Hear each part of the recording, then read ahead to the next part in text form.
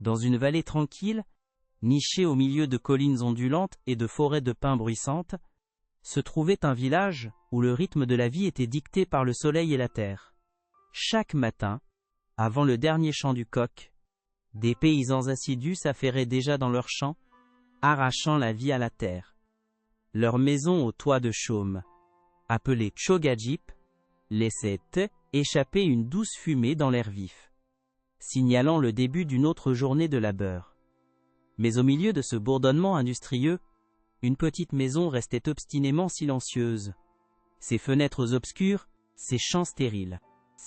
Était là, chers amis, la maison de Minjun. Tandis que le village fourmillait d'activité, Minjun accueillait souvent le matin depuis le confort de son lit, ses rêves bien plus vifs que sa réalité. Son épouse, Sorda, une femme d'une patience infinie et d'une force tranquille, était déjà levée, s'occupant de leur maigre jardin, le cœur lourd de soucis inexprimés. Les journées de Minjun étaient un chef-d'œuvre de procrastination, son chant un témoignage de ses excuses inventives. Sora était un pilier de diligence discrète, ses mains calleuses à force de travail incessant, son esprit inébranlable. Elle cuisinait, nettoyait et cultivait le peu de terre qu'elle pouvait gérer, tandis que Minjun trouvait des moyens ingénieux d'éviter le labeur honnête.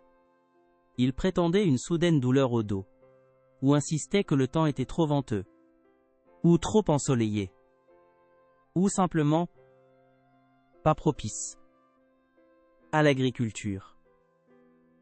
Les villageois, bien que généreux, commençaient à regarder les champs de Minjun avec un mélange de pitié pour Sora et d'exaspération pour lui. Alors que les verts éclatants de l'aile étaient cédés lentement la place aux ors et aux bruns atténués de l'automne, un vent frais commença à murmurer à travers la vallée.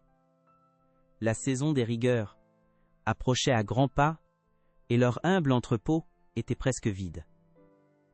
Les douces supplications de Sora pour que Minjun se prépare au froid devenaient plus pressantes, sa voix empreinte d'une peur qu'elle tentait désespérément de dissimuler. Même Minjun, dans son brouillard d'oisiveté, ne put ignorer le vide rongeant de leur garde-manger. Tandis que les premiers flocons de neige dansaient devant leurs fenêtres, Sora préparait leur maigre souper. Minjun l'observait, un nœud de culpabilité inconnue se serrant dans sa poitrine. Il vit les légères cernes violacées sous ses yeux, l'affaissement fatigué de ses épaules. Quelque chose éveilla en lui, une étincelle de responsabilité qu'il avait longtemps ignorée. Même un paresseux pouvait changer. Le cœur lourd, de s'aventurer le lendemain dans les montagnes traîtresses, espérant y trouver du bois de chauffage, un coin oublié de légumes sauvages. Surtout en hiver, était un royaume d'esprits anciens et de dangers cachés. Les villageois s'aventuraient rarement profondément dans leur étreinte glacée, respectant leur nature sauvage et indomptée. Mais le désespoir rongeait Minjun, le poussant à avancer. Le sentier devint plus étroit, les arbres plus hauts, leurs branches nues étendant comme des doigts squelettiques vers le ciel gris. Un silence profond l'enveloppa, rompu seulement par le crissement de ses pas sur la neige et le cri lointain d'un corbeau solitaire. De plus en plus profondément, Minjun s'enfonçait, son courage initial lentement remplacé par une fatigue croissante. Alors que le désespoir menaçait de l'envahir, il trébucha sur une petite clairière isolée, baignée d'une lumière dorée impossible et douce. Là, près d'un rocher couvert de mousse, était assis un vieil homme, ses cheveux et sa barbe argentée coulant comme un clair de lune filé, ses yeux scintillant d'une sagesse ancienne. Il était l'incarnation même du bienveillant esprit de la montagne, Sanchin. Bien que Minjun, dans sa simple innocence, ne le connut que comme un vieil homme bienveillant. Le vieil homme accueillit Minjun d'une voix comme des feuilles bruissantes et de l'eau qui coule, lui offrant de la chaleur près d'un minuscule feu sans fumée. Minjun, rendu humble par la présence de l'aîné, lui ouvrit son cœur, confessant son oisiveté, son regret et son espoir désespéré de pourvoir aux besoins de Sora. Le vieil homme écouta patiemment, ses yeux sages reflétant les minuscules flammes, comprenant la lueur de changement en Min-jun. Il parla de graines, non seulement de plantes, mais de but et de diligence. « Jeune homme, dit l'esprit de la montagne, sa voix douce, mais résonnante. Ton cœur porte une nouvelle résolution. Prends ces graines. Elles ne sont pas ordinaires, mais elles ne fleuriront que pour une main diligente et un esprit plein d'espoir.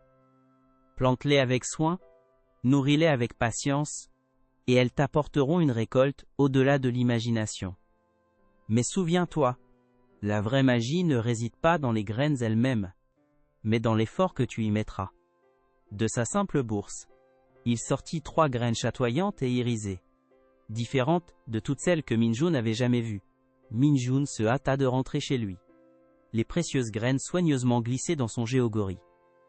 Il raconta sa rencontre à une Sora déconcertée. Kilai écouta avec un mélange d'incrédulité et de scepticisme teinté d'espoir. Elle avait déjà vu les résolutions éphémères de Min-jun. Mais cette fois, quelque chose était différent. Les yeux de Min-jun contenaient une étincelle qu'elle n'avait pas vue depuis des années. Il expliqua les paroles de l'esprit, l'accent mis sur la diligence. Le lendemain matin, avant l'aube, il était dans le champ, la houe à la main, creusant la terre gelée avec une ferveur qu'il n'avait jamais connue. Avec des muscles endoloris et un but renouvelé, Min-jun prépara une petite parcelle de terre près de leur maison. Il planta les 3 graines avec le plus grand soin, murmurant des promesses de diligence à la terre froide. Les jours se transformèrent en semaines. Les vents d'hiver mordaient encore. Mais Min-jun ne faiblit jamais. Il s'occupa de la petite parcelle, la protégeant du gel, murmurant des encouragements. Puis, un matin frais, une minuscule pousse d'un vert éclatant transperça le sol encore gelé, scintillant d'une délicate lueur d'un autre monde. La seule pousse grandit avec une vitesse étonnante, défiant le rude hiver. En quelques jours, elle était devenue une vigne robuste, ses feuilles se déployant dans des nuances d'aies, émeraude et de jade. Atteignant le ciel avec une grâce presque intelligente, 2 autres pousses la rejoignirent bientôt, aussi vibrantes, aussi rapides.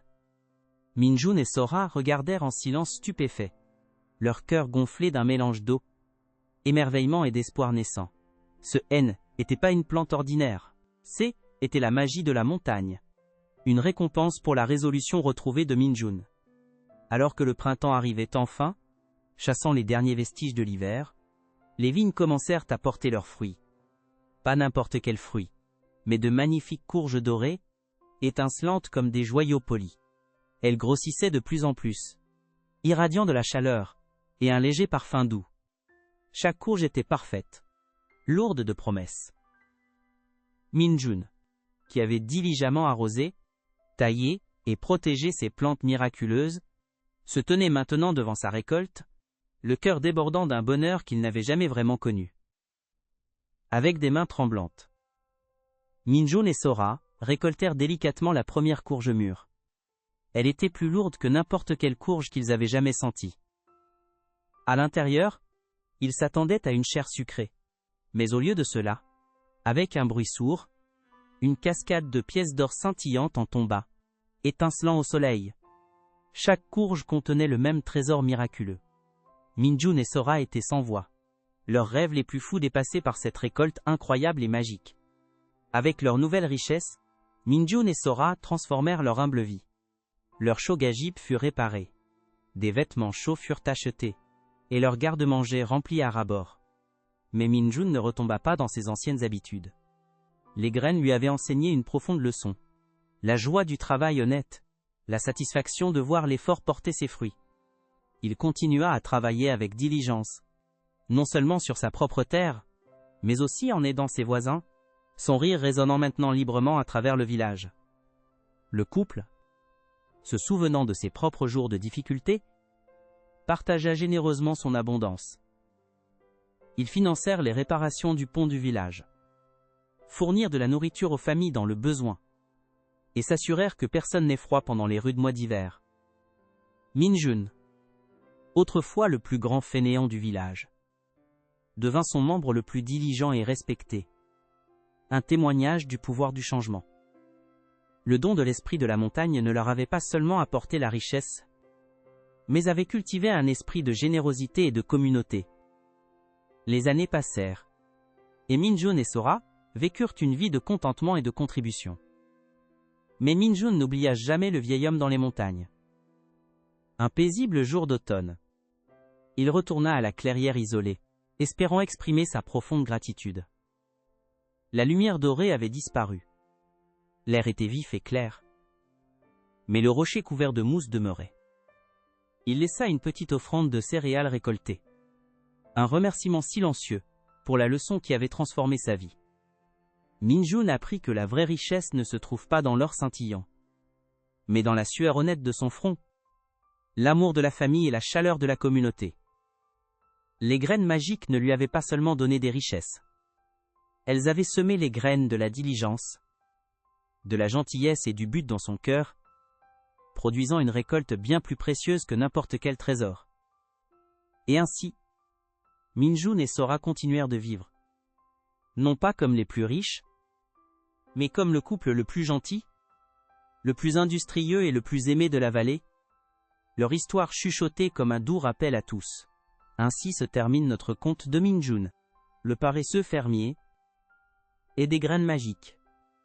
Il nous rappelle que même la plus petite étincelle d'effort, nourrie de constance et d'un cœur ouvert, peut mener aux transformations les plus extraordinaires. La vraie magie, après tout, réside souvent en nous-mêmes.